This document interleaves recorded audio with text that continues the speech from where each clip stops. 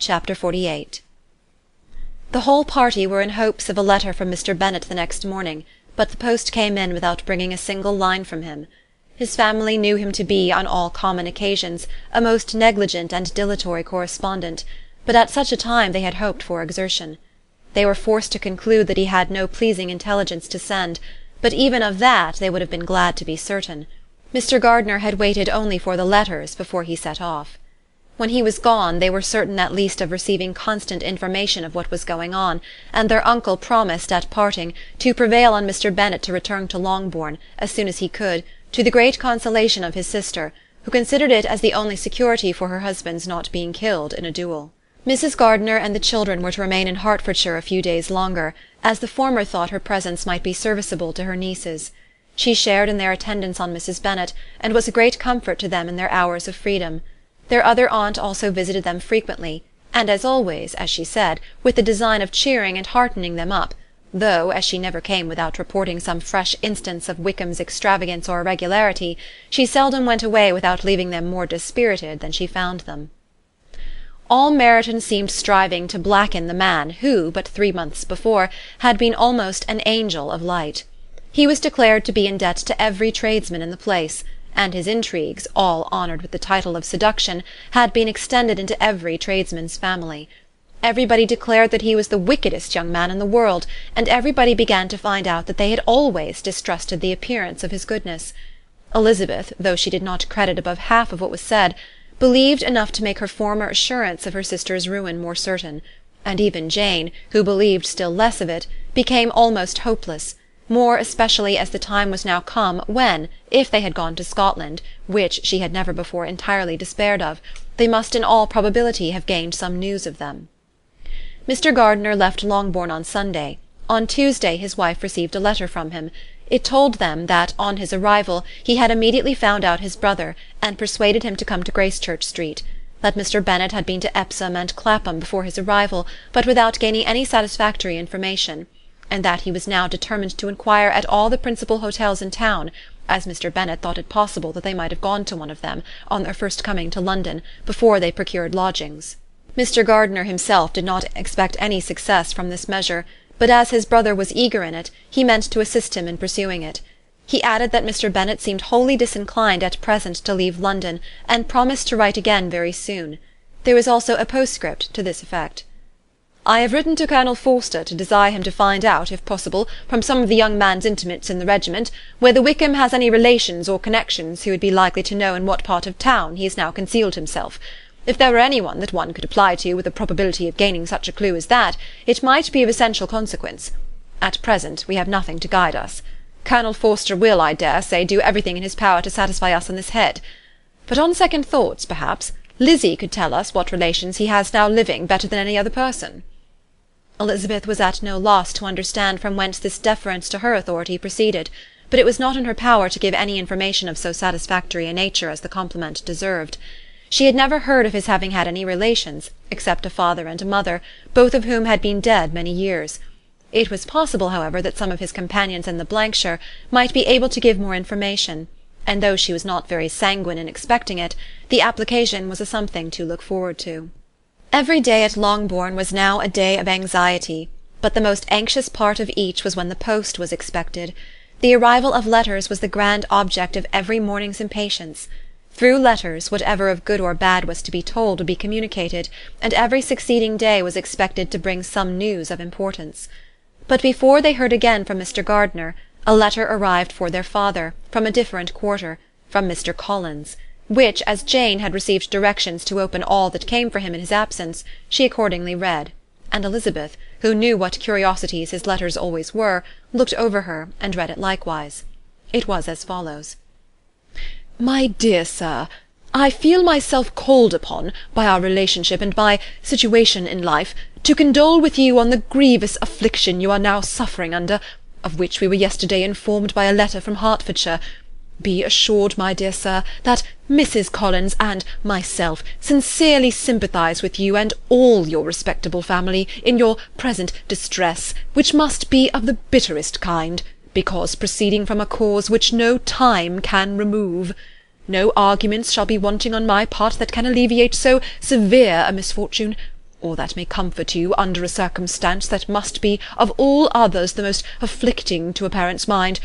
The death of your daughter would have been a blessing in comparison of this, and it is the more to be lamented, because there is reason to suppose, as my dear Charlotte informs me, that this licentiousness of behaviour in your daughter has proceeded from a faulty degree of indulgence, though, at the same time, for the consolation of yourself and Mrs. Bennet, I am inclined to think that her own disposition must be naturally bad, or she could not be guilty of such an enormity at so early an age.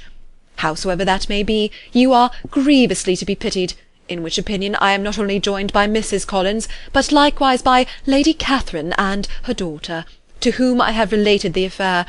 They agree with me in apprehending that this false step in one daughter will be injurious to the fortunes of all the others, for who, as Lady Catherine herself condescendingly says, will connect themselves with such a family?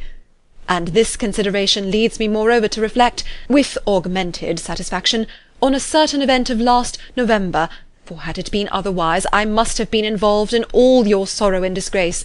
Let me then advise you, dear sir, to console yourself as much as possible, to throw off your unworthy child from your affection for ever, and leave her to reap the fruits of her own heinous offence. I am, dear sir, etc., etc.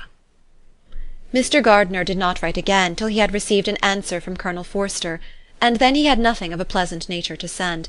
It was not known that Wickham had a single relationship with whom he kept up any connection, and it was certain that he had no one near living. His former acquaintances had been numerous, but since he had been in the militia, it did not appear that he was on terms of particular friendship with any of them. There was no one, therefore, who could be pointed out as likely to give any news of him, and in the wretched state of his own finances there was a very powerful motive for secrecy, in addition to his fear of discovery by Lydia's relations, for it had just transpired that he had left gaming debts behind him to a very considerable amount. Colonel Forster believed that more than £1,000 would be necessary to clear his expenses at Brighton. He owed a great deal in town, but his debts of honour were still more formidable. Mr. Gardiner did not attempt to conceal these particulars from the Longbourn family. Jane heard them with horror. "A gamester!" she cried. "This is wholly unexpected. I had not an idea of it." Mr. Gardiner added in his letter that they might expect to see their father at home on the following day, which was Saturday. Rendered spiritless by the ill success of all their endeavours, he had yielded to his brother-in-law's entreaty that he would return to his family, and leave it to him to do whatever occasion might suggest to be advisable for continuing their pursuit.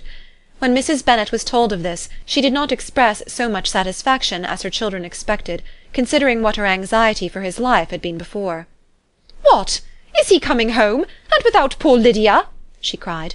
"Sure he will not leave London before he has found them. Who is to fight Wickham and make him marry her, if he comes away?"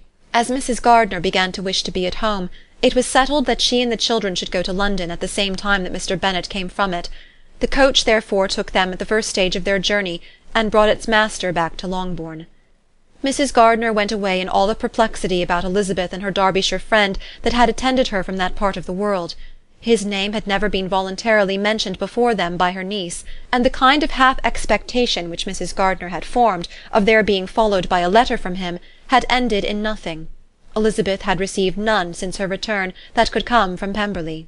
The present unhappy state of the family rendered any other excuse for the lowness of her spirits unnecessary. Nothing therefore could be fairly conjectured from that, though Elizabeth, who was by this time tolerably well acquainted with her own feelings, was perfectly aware that, had she known nothing of Darcy, she could have borne the dread of Lydia's infamy somewhat better. It would have spared her, she thought, one sleepless night out of 2. When Mr. Bennet arrived, he had all the appearance of his usual philosophic composure. He said as little as he had ever been in the habit of saying, made no mention of the business that had taken him away, and it was some time before his daughters had courage to speak of it. It was not till the afternoon, when he had joined them at tea, that Elizabeth ventured to introduce the subject, and then, on her briefly expressing her sorrow from what he must have endured, he replied, "Say nothing of that. Who should suffer but myself?